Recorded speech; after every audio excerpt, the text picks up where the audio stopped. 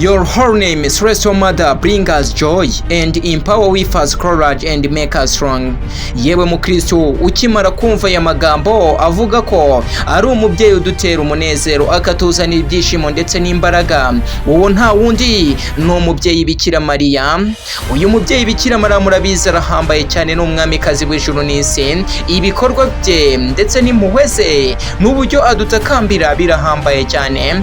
Ikindi utamenya, NJEDDY History igiye kubagezaho amateka ahambaye cyane avuga kuri uyu mwamikazi w'ijuru n'isi Bikiramariya usumba byose. Reka tubahe ikaze kuri NJEDDY History. Gusa muvandimwe, urebe ko wakanze subscribe kugira ngo wibere ku rukuta ruvuga ku mateka atandukanye. Izi documentary zirahambaye cyane. Reka tubahe ikaze kuri channel yacu. Murakoze. Bikiramariya yitwa Miriam mu rurimi rw'Igiheburayo, naho mu rurimi rw'Ikilatini bamwita Maria. Ni umwe mu bagore b'ingenzi cyane mu mateka y'ukwemera kwa Kristo. Niwe wemeye guhabwa ubutumwa bw'Imana akabyara umukiza w'isi Yezu Kristo. Mu gitabo cya Luka mu byanditswe bitagatifu tubonamo uko Marayika Gabriel yaje kumubwira, nuko Marayika Gabriel aramubwira ati niwishime kuko wujujwe ubumuntu, Uwiteka ari kumwe nawe ibihe byose.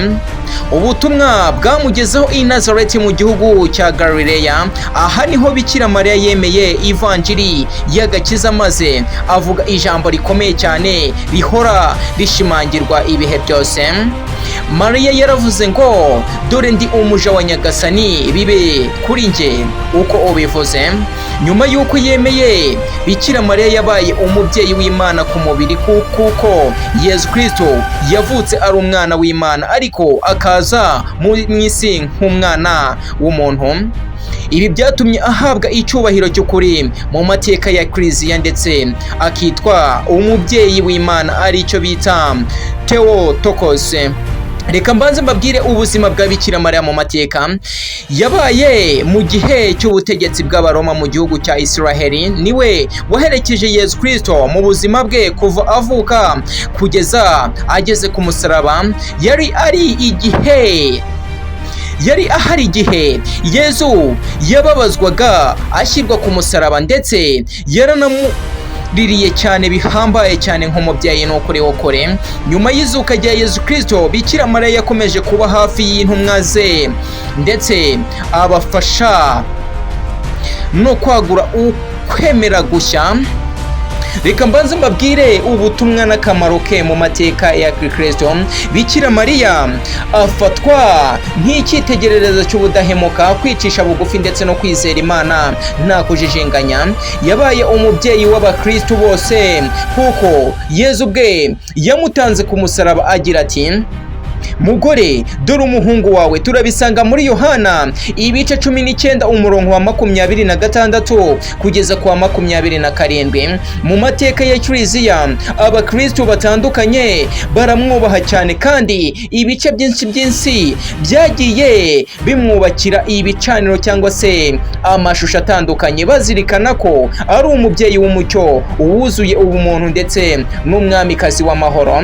Reka mbanze mbabwire umwanya we muri Kiliziya Katolika ndetse no mu madini atandukanye.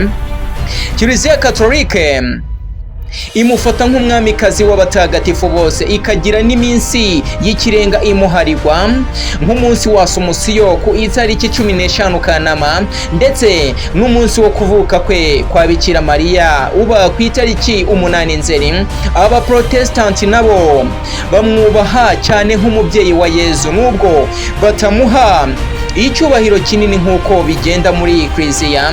Ikindi kandi muri Islamu, Mariya ariwe bita Mariam, nawe afatwa nk'umugore w'intungane cyane, akavugwa muri Korowani inshuro nyinshi kurusha n'abandi bagore bose. Yewe muntu, umubyeyi Bikiramariya si umuntu ahubwo arahambaye cyane mu bushobozi mu gukora ibitangaza bikomeye cyane. Ese yewe muntu, mwari muzi impuhwe z'uyu mubyeyi zirahambaye cyane kuko afasha abantu batishoboye, ahumuriza abantu ndetse anatanga icyubahiro ku muntu wese. Ibuka yewe muntu, uvuge ko Mariya niyamamara ibihe byose kandi uvuga ati Mariya udusabire ibihe byose mu bwami bw'ijoro. Murabizi kuko Bikiramariya arahambaye cyane kandi imbaraga ze zirashashagirana. Nta handi uramusanga mu ijuru atambirijwe ikamba rifite inyenyeri 12. Uyu mubyeyi impuhwe ze zirashashagirana ibihe byose. Bavandimwe murakoze, reba ko wakanze subscribe, comment ndetse na like kugira ngo ube ku rukuta rwacu rw'ibyegeranyo bihambaye cyane. Murakoze. Amazina yanjye nitwa Tuyizere Jean Dodi. Ikindi kandi dukunda Imana kuko yaradukunze kurushaho, yemeye kohereza umucunguzi kugira ngo ikiremwa muntu kigire ubuzima buhoraho kandi bw'iteka. Murakoze.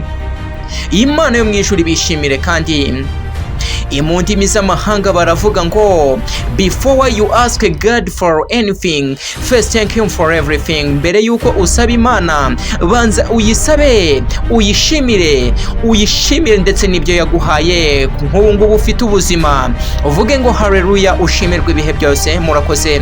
Uwiteka wo mu ijuru abishimira ibihe byose kandi ndabakunda cyane kandi Imana ni nkuri ibihe byose. Ndabakunda. Nge ndi Tuyizere Jean Dodier. Bavandimwe mugire amahoro y'Imana akomeza abane namwe ibihe byose mu byo mukora. Murakoze.